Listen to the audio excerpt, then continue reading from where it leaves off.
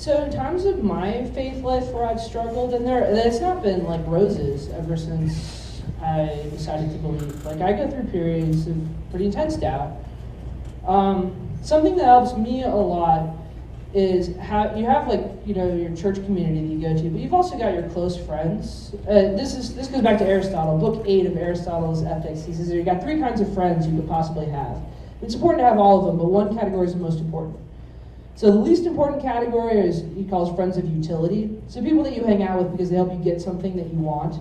It's like you can't play tennis unless you have another friend that's willing to show up at the court, or people that are friends because they'll give you a ride to somewhere you want to go. And these are friends you pretty quickly discard, and you only care about them because they're a means to some other end.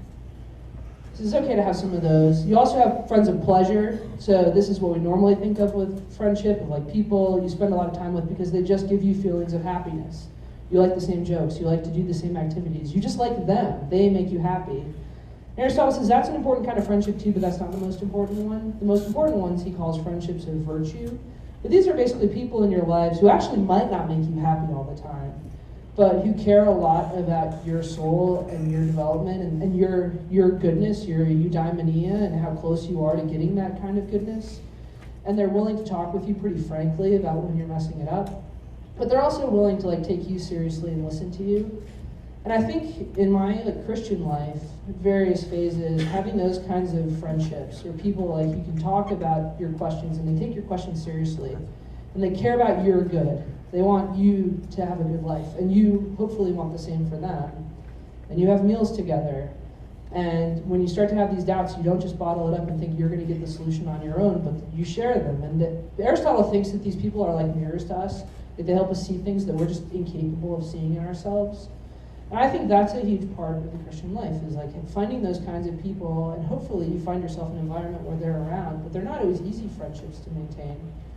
But finding those people and then kind of letting yourself be vulnerable enough for them to help you through those times.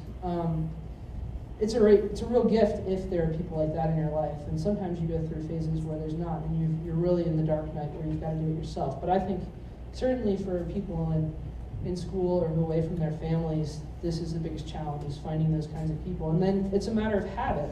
You have to have meals with them. You have to encounter them enough so that they can actually know what's going on with you. It can't be the kind of person you just check in with once a year at Christmas vacation. You have to be people that are really walking with you. I think that's a big part of maintaining it. I don't know what causes people to lose their faith. I think maybe sometimes mismanaged doubt is part of it. Maybe really legitimate doubts. I wouldn't be surprised if part of God's plan for some people is just to develop their intellects in such a way that they go through these periods of crippling doubt, and that's just part of them becoming who they're meant to be.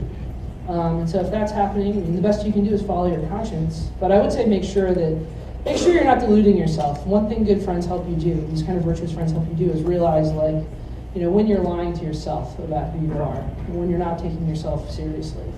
And we can't always do that on our own.